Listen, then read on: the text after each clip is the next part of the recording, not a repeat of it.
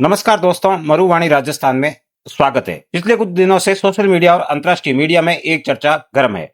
भारत ने रूस से तेल खरीदना बंद कर दिया है। ट्रंप ने भी कहा है कि मोदी ने रूस से तेल आयात घटाया है। ऐसी चर्चाओं का दौर जब तेज हो गया, तब रशिया से भारत के लिए पेट्रोलियम भरकर निकला फ्यूरिया टैंकर भारत पहुंचने से पहले ही रास्ते में यू टर्न लेकर वापस रशिया की तरफ रवाना हो गया। इस टैंकर द्वारा यू टर्न लेने के बाद ये चर्चा मार्केट में तेज हो गई। तो ऐसे में समझते हैं आखिर सच क्या है। क्या भारत ने सच में रूस से तेल लेना बंद कर दिया है या कम कर दिया है, या ये सब पॉलिटिकल प्रोपेगेंडा है? चलिए आज हम इन्हीं तथ्यों और डेटा और डिप्लोमेसी की सच्चाई को उजागर करेंगे। वीडियो को शुरू करने से पहले आपसे रिक्वेस्ट है, अगर आपने अभी तक हमारे चैनल को सब्सक्राइब नहीं किया है तो प्लीज सब्सक्राइब करें। वीडियो को लाइक करना बिल्कुल भी ना भूलें। एक बढ़िया सा कमेंट कर ही दीजिए। भारत साल 2022 से रूस से तेल खरीदता रहा है। कई पश्चिमी देशों के कड़े रुख अख्तियार करने के और प्रतिबंध लगाए के बावजूद भी भारत ये तेल खरीदता रहा है। पश्चिमी देशों के कड़े प्रतिबंधों के बावजूद भी भारत ने एक संतुलित रुख को अपनाए रखा। राष्ट्र पहले।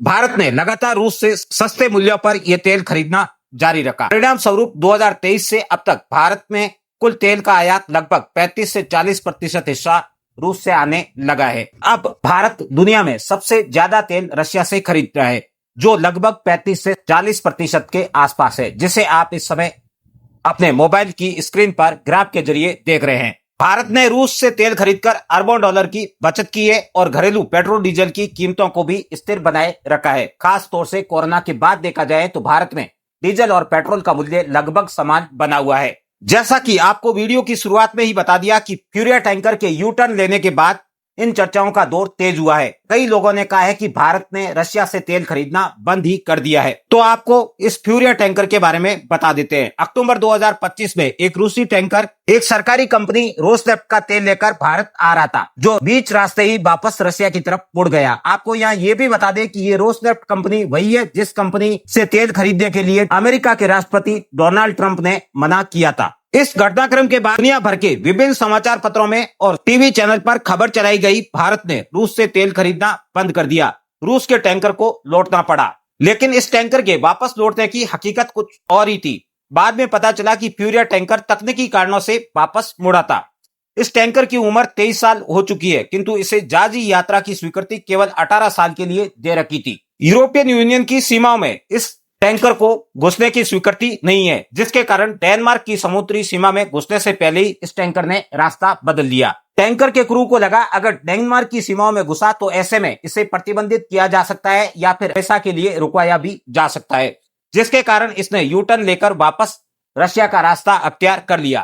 टैंकर द्वारा यू टर्न लेने का प्रमुख कारण सेफ ऑपरेशन था, किंतु इसे वैश्विक मीडिया में कुछ अलग ही तरह से प्रसारित किया और बताया गया कि ये भारत द्वारा तेल आयात बंद किए जाने जैसी खबरें हैं, किंतु हकीकत में ये किसी प्रकार का प्रतिबंध या सौदे रद्द करने का कारण नहीं था। अमेरिका के राष्ट्रपति डोनाल्ड ट्रंप ने भी एक बयान दिया। पीएम मोदी ने रूस से तेल आयात घटा दिया है, ये एक अच्छी शुरुआत है। उनके बयान ने अमेरिकी और यूरोपियन यूनियन में हलचल मचा दी। अमेरिकन और यूरोपियन अखबारों में, खासतौर से बीबीसी, रॉयटर्स और ब्लूमबर्ग जैसे प्लेटफॉर्म पर इसे India cutting Russian oil imports कहकर प्रसारित किया गया, लेकिन भारतीय विदेश मंत्रालय या पेट्रोलियम मंत्रालय की ओर से इसको लेकर किसी प्रकार का आधिकारिक बयान नहीं आया। किंतु ये खबर उस समय अधिक प्रबल हो गई जब फ्यूरिया द्वारा यू टर्न ले लिया गया। अब फ्यूरिया द्वारा यू टर्न लेने के कारण भी स्पष्ट हो चुके हैं। दुनिया का मीडिया कुछ भी प्रसारित करता रहे, लेकिन हकीकत यह है कि वर्तमान में हम सबसे अधिक आयात रशिया से कर रहे हैं, जो लगभग 34% है। इसके बाद दूसरे स्थान पर इराक है, जिसका हिस्सा लगभग 20% है। इसके बाद सऊदी अरब से 17% तक आयात किया जा रहा है। फरवरी 2025 में आयात कुछ कम जरूर हुआ, लेकिन यह तकनीकी और मार्केट कारणों से था।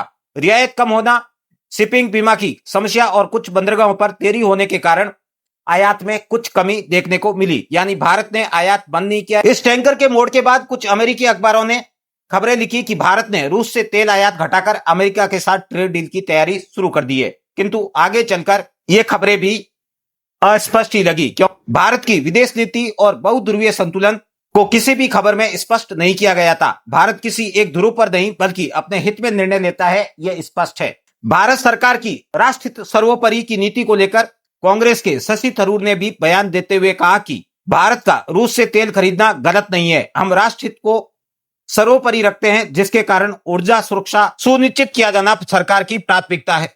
उन्होंने माना कि भारत ने सही रणनीति अपनाई है, सस्ती ऊर्जा को लेकर अपने नागरिकों का हित सुरक्षित किया है। यहाँ राजनीतिक मतभेदों के बावजूद थरूर जैसे आलोचक का समर्थन ये दर्शाता है कि भारत की नीति राष्ट्रीय हित पर आधारित है, न कि राजनीतिक दबाव पर। निष्कर्ष के तौर पर यही कहा जा सकता है कि भारत ने रूस से तेल खरीदना बंद नहीं किया है, सिर्फ मार्केट, बीमा और डिस्काउंट के अनुसार कुछ शिपमेंट घटाए जरूर है, किंतु फ्यूरिया को लेकर जो दावे किए जा रहे हैं वो बिल्कुल अस्पष्ट और गलत है, क्योंकि टैंकर का यूटर्न तकनीकी कारणों से लिया गया है, ना कि किन्हीं अन्य कारणों से।